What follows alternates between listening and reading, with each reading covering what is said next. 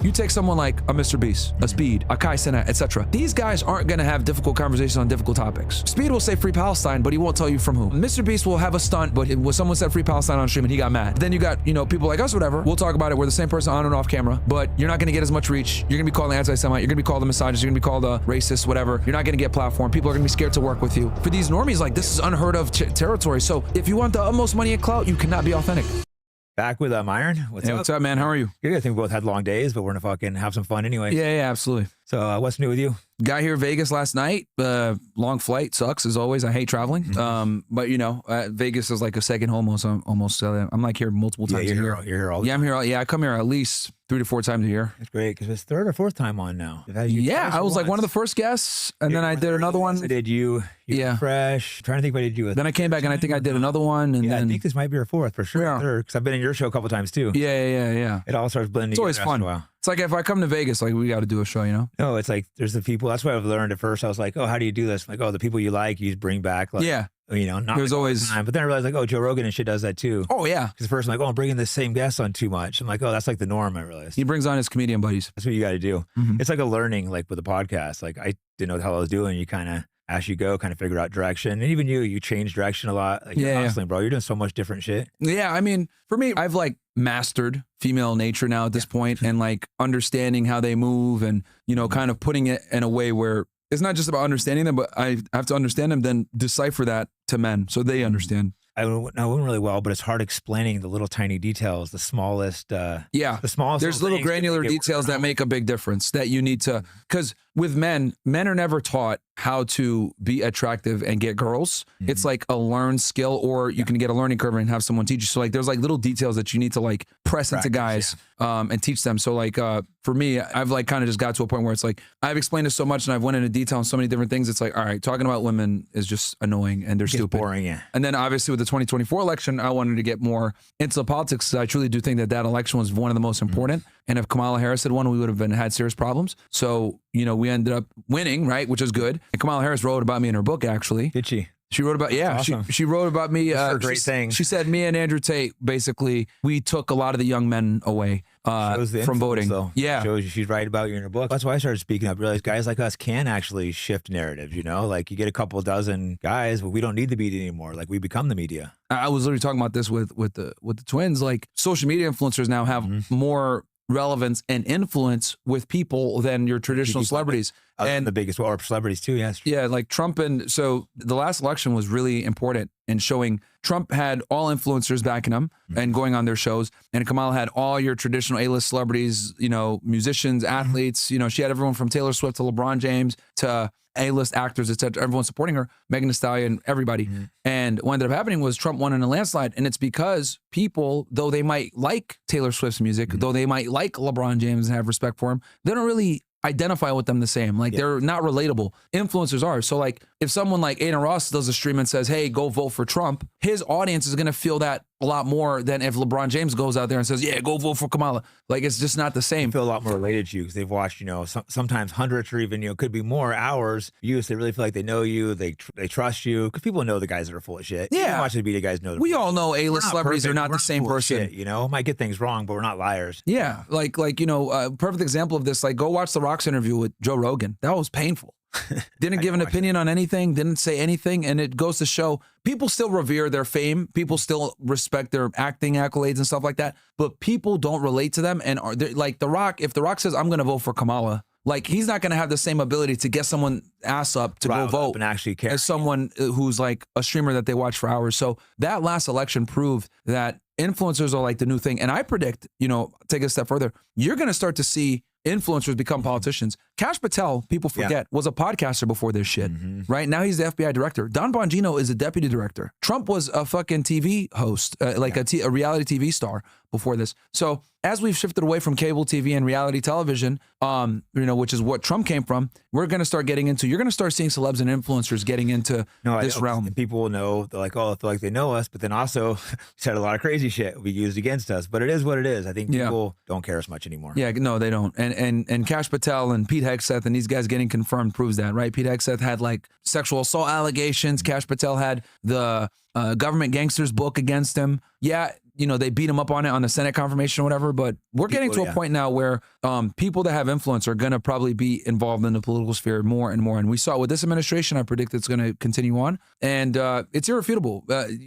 Having a big social media presence is key nowadays. No, it is. And it makes it like a lot easier to have a chance of winning. Because you can't really I was looking into elections, you need at least a couple $1 million to even win a primary. Oh, yeah. So, but like guys like us, we have a little bit of influence, so we have a following, so it might be different. We could raise money through that. And then also Zoran Mamdani, breaking, just became mayor of New York. Oh, do you win? He just won pretty much. Personally, I don't really give a shit. But here's the thing. He ran on social media, grassroots, not bending the knee to the Zionist lobby, and he won mayor of New York, the most influential city in the United States. And he did a lot of that off of TikTok and social media. That's the thing. We can change things now through that. And that's what I mean. I need that couple $1 million where then you have to make a deal with the devil the way it is right now. You have to go, unless you're independently rich, you have to take a couple $1 million or you have no chance of winning. And even then, even Trump had to take money from them to a degree, right? His first campaign, he was pretty much, he still had donors, right? But yeah, like I said this before, I'll say it again. I think Mamdani is going to be the guinea pig into the shift, at least in the Democrat Party, of not relying on the Zionist lobby to get positions of real consequence in the government. And it's been shown at the state level. I predict it's going to go into the federal government soon as well, because Israel has the lowest approval ratings I've ever seen now at this point. I think he's going to go to the Republican Party now too. And I think that guy's a terrible candidate, but I'm kind of glad he won just to just to shake it up. It just sets an example to let these guys know how toxic it is and how we're not going to take it anymore. Yeah. They think we're just going to bend over backwards and keep voting for the Israel, to the Republican candidate. It's like, I'm not voting for anyone pro-Israel. No. And it's going to, I will crash their elections. People say you're going to spoil it. It's like, yes, that's not my party. It's like the Democrat party I think is going to be the first ones to do this anti-Israel stuff because Israel in itself goes against, it's completely antithetical to everything of the left wing. It's an apartheid, ethno-supremacy state. It goes against all progressive values. So I think the Democrat Party is going to be the first ones to kind of seize on this anti-Israel stuff from a political standpoint. And then the GOP will follow. We're obviously always behind. Yeah. Because at least on Republicans are owned by Jews. But it is, and that's full on civil war right now on the right wing, I would say. It's like Twitter's a shit show. You've been on there. It's of course. It's full on. They're panicking because they know it's not working. You see, I didn't watch the whole thing. Ben Shapiro made clips of all the Nick Fuentes stuff, but it's not working. People just don't care anymore. It's like, he says some crazy things. He has some opinions. Like half of it's jokes too. It's like sometimes we say shit to be shocking, to joke. So it's like, maybe I'll regret that if I have to run for office, but whatever. It's like, I think people understand that too. Yeah. And obviously taking clips out of context of making edgelord jokes from damn near 10 years ago, that people just aren't buying that shit anymore. So yeah, it ended up backfiring because anyone from that's a conservative, you could take clips of them and make them look crazy. We could take a bunch of Ben Shapiro clips and make him look crazy. Ben Shapiro supported the war in Iraq. He pushed for the vaccines.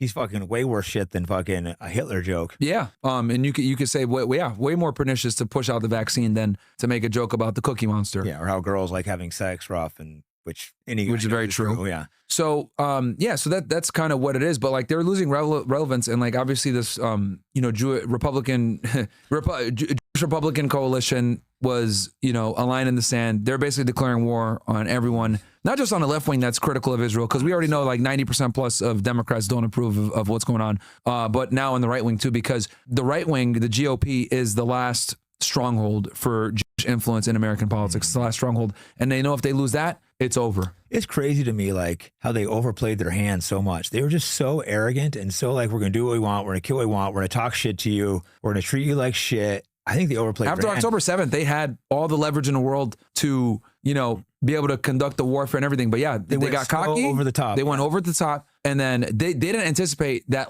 X would become more free speech. People would start recording the stuff, showing what's going on. I don't think they foresaw that. And then obviously Netanyahu, in his bid to not get arrested and go to jail and deal with his legal consequences, he extended the war. Battle. Yeah, a lot of people don't realize he's not that popular. I haven't looked at the case, but he has a massive legal case against him where he could go to prison. Corruption, basically corruption and bribery is what it is. Taking, all types of cigars and alcohol and expensive trips, shit like that is what it is. And he's been able to kind of stave that off with October 7th. So, for his political ideals, for waging war against his enemies, he's utilized October 7th. He leveraged it. He squeezed the juice out of it completely. But now I think Israel's in a bad position. these Republicans are trying to declare war on us, say they're going to kick us out of the party, but I don't think that's how it's going to go. I think they're the ones that are getting kicked out.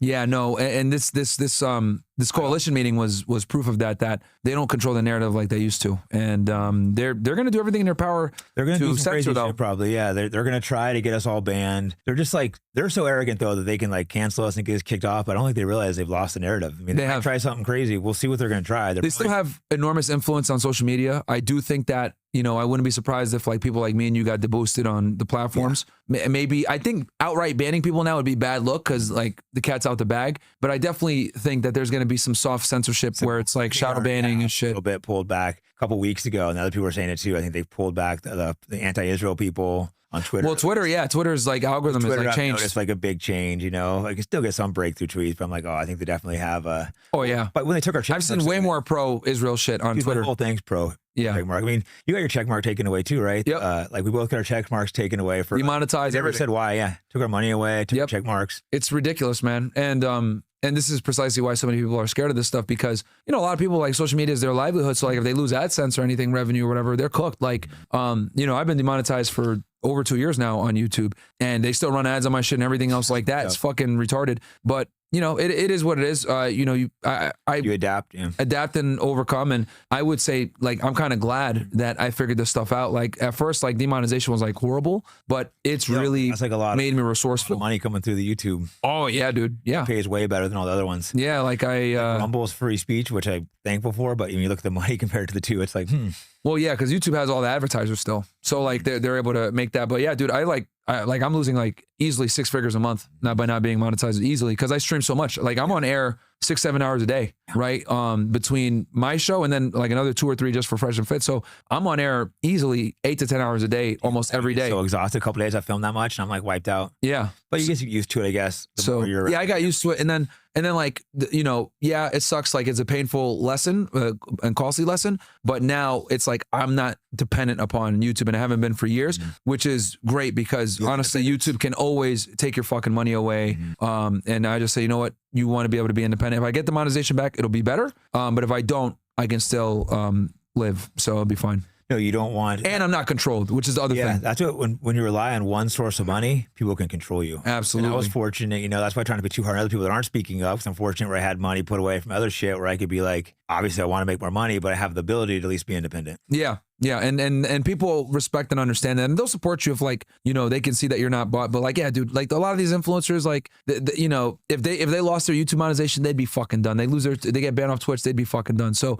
it sucks, but like being resourceful and being on like platforms like Rumble or having locals or Kick or Party or any of these other platforms, I'm glad that they're like they exist, number one, and then number two, they are putting pressure on YouTube because YouTube used to be the 3 strike rule. Yeah, but now they have warnings. That's what. Yeah, that's why I'm still there. They warn you first, and then but the strike. I didn't realize the strikes went away and shit too. Yeah. It used to be. I thought you had the strikes forever once you got them. It used to be that way, and it used to be like 3 strikes and you're out, and there was no warning. So and you could get like 3 strikes right away and just be banned. You can get them quick. They're starting to realize like, okay, we need to ease up on this shit a little bit. And then they brought terminated people back, like Sneeko got his channel back and some other people. I think they got rid of it though, didn't they, with Sneeko? Didn't they bring it back then re-cancel him? No, he's back on now. Oh, is he? He's back on now. But that was before, he was on for like a day and they took him back. I didn't realize he was back on. Yeah. That's awesome. Yeah, so he's back on and some others. Because they had like this thing, if you were banned for like COVID or election misinformation, political shit, they'd bring you back, which is what it was. They were fucking right with the COVID shit. I don't know about the election. I didn't really know a strong opinion on that. But the COVID shit, I had it all right. But look, I didn't have a YouTube then. I'm sure I would have got banned. Yeah. The 2020, if you talked about the election being rigged or COVID, that was a very fast way to get your channel banned. Thing is, I don't know your opinions on COVID, but I was fucking. Oh yeah, it was bullshit. I was saying, I said from the rip, like, this is bullshit. This vaccine is a scam. Like, yeah, and they literally banned people for it, kept them in their houses for it. Businesses were destroyed because of it. And now what? 5 years later, we're like looking back, like, and then like people are starting to like we're starting to see some of the effects. People are just dropping dead with healthy hearts. Young people. So it's complete bullshit, man. And now we could talk about power too before they wouldn't allow it. But still some limits. Like I was telling you before they started, I got a strike for naming the name of a documentary. That's crazy. Like, yep. You can't even talk about other sources. And it wasn't even the craziest documentary. A lot of people probably think, that's absolutely nuts that you can't even say it. Fucking, my editor would get it. But I couldn't believe he gave a strike for that. That's retarded. Historical film on history, a documentary. But, oh, no, you're only allowed to have one perspective of this event. Yes. You can't. Yeah, it can't be anything else. You can never talk about that event. I call it the Cookie Monster event. You can't talk about that. And it better be what we thought it was when it comes to that Cookie Monster number. So it's just like, it's ridiculous. But I do see that, the censorship has receded a bit because, I was talking about this shit before October 7th. I'm playing stuff I wouldn't put on before. I'm putting on there, and it's like, yeah, way before October 7th, we were talking about this shit, and that's what got me demonetized. Because before, if you mentioned any of this stuff before, like ADL, you'd be on the ADL's radar like that. It's like they have teams at these companies, Media Matters, ADL, SPLC. You talk about or anything like that, they find you immediately, bam, get this guy out of here.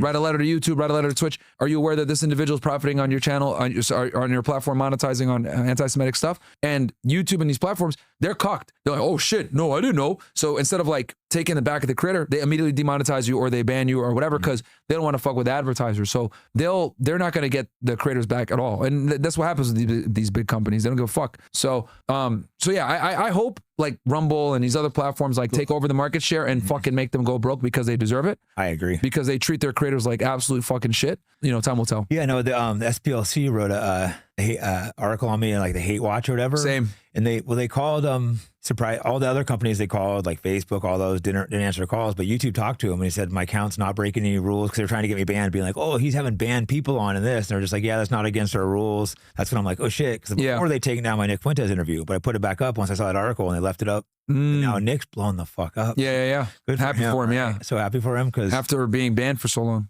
Crazy because you had him on I think before me, right? You got him on a show that's what got us on the radar, having him on. And because I don't know what it is with YouTube, bro. They have they just don't, they have some type of fucking obsession with him. But that put us on the radar. And I'll say, I've said it before, I'll say it again. So many people try to get me to denounce him and be like, oh, look, he was involved in you getting demonetized, blah, blah. I was like, I'm not going to denounce him. That was our choice. It had nothing to do with him. We brought him on. We thought the conversation was important. We knew the risks. We got demonetized. It is what it is. It's not his fault. We made that decision. You're an adult. You made that decision. So to be mad at him would just be childish. Yep. And like I said, it was a blessing in disguise because we learned how to monetize on other ways. Because had we not brought him, we would be more reliant upon YouTube. You have to watch what you're saying still. And I'd have to watch what I'm saying, whatever. So if anything, it gave me, we had to learn it painfully with losing money, but at the end of the day, now I'm more free and I can say whatever I want to say and I don't have to worry about shit. So, and it made us very resourceful making other things. So hey man, to me, I look at it as a blessing in disguise and I'm glad that he's finally getting the respect. Mainstream now. It's nuts. Yeah. Last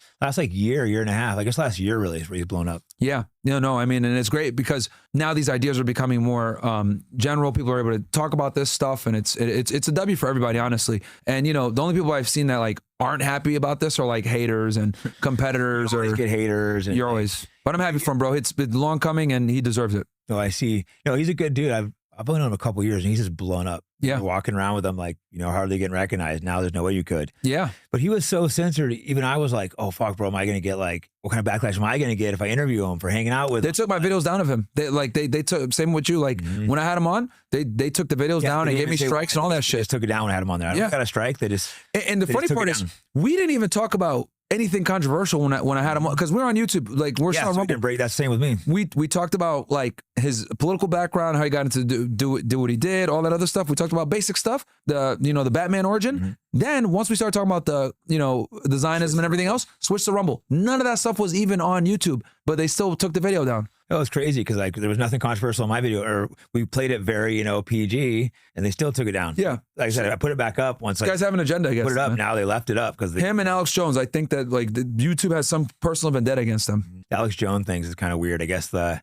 didn't really follow back then the Sandy Hook thing. I feel a little bad for Alex, even though we sometimes don't get along. I still feel bad for him. $1 billion is nuts. It's like $1 billion.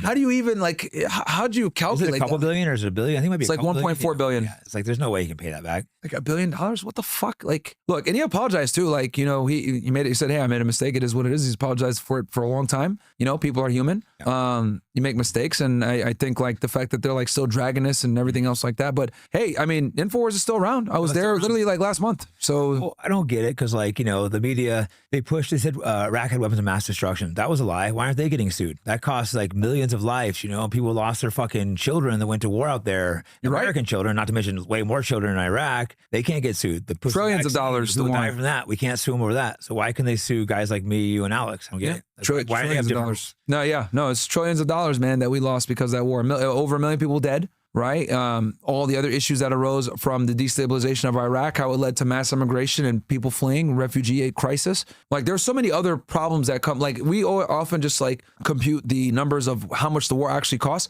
But we never talk about like all the other things that occurred from there that also cost millions and trillions of dollars, like the refugee crisis, the mass immigration, all this stuff. Like it hurts in other ways. I heard Dan broke it down one day. He did such a good job. I don't know if he did it in a video or not, but like he did it privately. He broke down the cost of it. Yeah. He did such a good job of that. I'm like, oh shit. I remember saying that was going to be one of his projects, like figuring out how much the wars in the Middle East actually cost, not just financially, but all the opportunity, all the mass immigration, the refugee crises, the food shortages, all that stuff. These wars cost us trillions of dollars. Same things with like, you know, the bank bailouts. And we spent like billions of, you know, hundreds of billions, I think, bailing out these banks, which bought all the houses, right? Then the people, they still lost their homes, but the banks got bailed out. Yep. And that cost, I had AI break it down what it cost. Again, that was multi-trillions of dollars. Like, holy shit. And who's the same fucking people? Yep. Not all of them, but almost all of them. And you can bail them out. Let them have their stupid loan. Like they gave out these predatory like loans that they knew these people would not be able to afford, and then boom, real estate market crashes. Yeah, they were giving out homes that they knew people couldn't afford at all. They knew that was going to happen, but they're just like, oh, whatever, we'll just resell the home. They're thinking. So they're screwing over these middle-class families, and then, oh, they're going to go under. Nope, said they get bailed out. They still got bonuses. It's so fucking ridiculous. Yeah. With our money. They're too big to fail. And that's why they could take these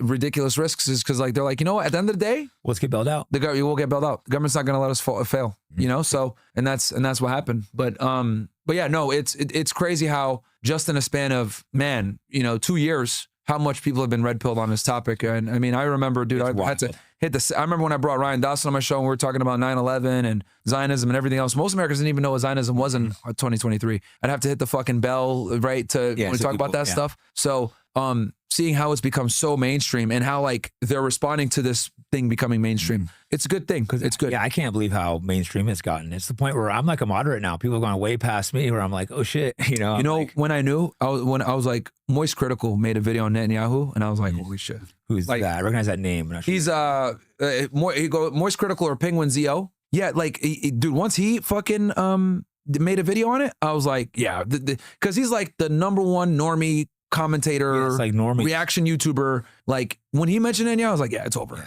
That dude right there. Oh yeah, you've seen that guy, right? Yeah, I've seen him. Yeah. Kenny KO, he's gone. Never had a job before, by the way, before YouTube. Really? Never had a fucking job before. These YouTubers are fake, I think. Oh, they're retarded. Mr. Beast. I've never watched a Mr. Beast video. Have you? No. Who the fuck's Mr. Like, it's got kids, be fake, dude. Right? It's all kids. Is it kids? Like, what does he even make? I don't know what the fuck he makes. He does like these crazy like stunts and shit like that. It's all children shit. Like it's push him the logarithm and all that. This is what I've realized, and I noticed this when I watched. I saw some of because Mr. Beast, Aiden Ross, and like XQC had a stream, and there were a few times where Mr. Beast's mask came off, and you could see like how he really is, right? Because he has this like very inauthentic, weird smile. Yeah, he seems so unauthentic to me. This is what I've come to realize from being in social media now 5 years. You're either super fucking real and authentic, and you're gonna have to pay the price financially for it. Yeah. Right. And with sponsorships and everything else, but you're very real and authentic, and you have to sacrifice the money and clout and reach. Or you are inauthentic, but you make a bunch of money. You're promoted everywhere. You have all the sponsorship deals, etc. So you take someone like a Mr. Beast, a Speed,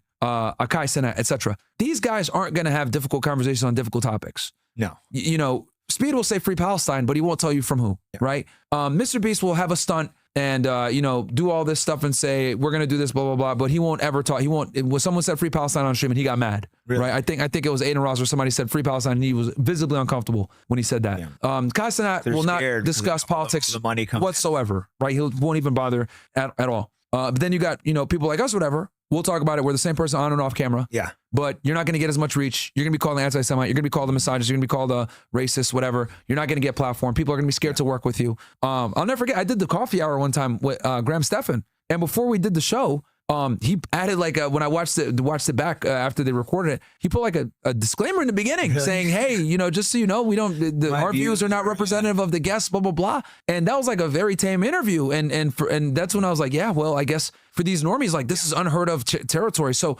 if you want the utmost money and clout, you cannot be authentic. Yeah, unfortunately. Stuff is changing though, because like guys like us are getting more popular. But they're gonna clash. But no, I think they're gonna reel it in. Yeah, they're gonna reel it in. Like they might not outright ban us, but they're 100% gonna start suppressing us when it comes to censorship. It's just that Israel had to take their finger off the pulse for a bit because they were so focused on attacking all their enemies in the wars. Spun out of control. But now that the war is like kind of been, the majority of it is done, even though there's a ceasefire right now and 200, they still kill hundreds, but it's not the same where they're killing thousands a day now.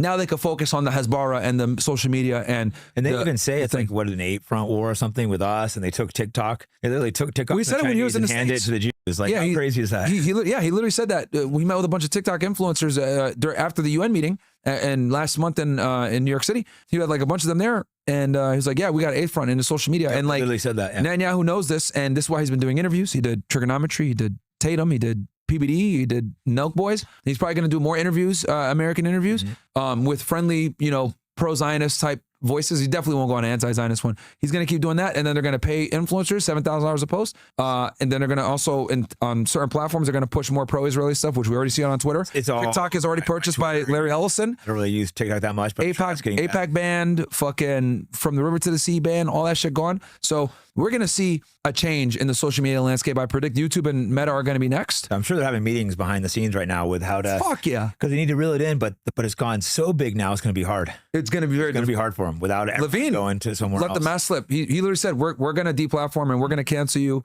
Almost like death threats with him, it sounded like. Oh, yeah. Well, these guys take this shit very seriously. Oh, yeah. Like they literally, like, it's like you're coming for their jugular if you criticize Israel. Oh, yeah. They want us dead. Like they want us dead or in jail. These people are, they're deranged, you can see. It's like, and the conservative ones are the worst anymore. Yeah. The conservative, the right-wing Zionists are the worst because they don't give a fuck at all. Like they truly don't care. Like they've gone full mask. Randy Fine. Like, oh yeah, he's laughing at dead babies. Like, can you imagine laughing at a dead baby? That's disgusting. I would never laugh at a dead kid or baby. And he's like making fun of dead Palestinian babies. Yeah. He says, let the streets of Gaza run with blood. Could you imagine if like Ilhan Omar said, let the streets of Tel Aviv run with blood? That would be insane. Could you imagine? She'd be in jail. She laughed at a picture of, she'd be in jail. Or if she laughed at a dead Jewish baby and was like, haha, look at a little. Yep. It would be literally cooked.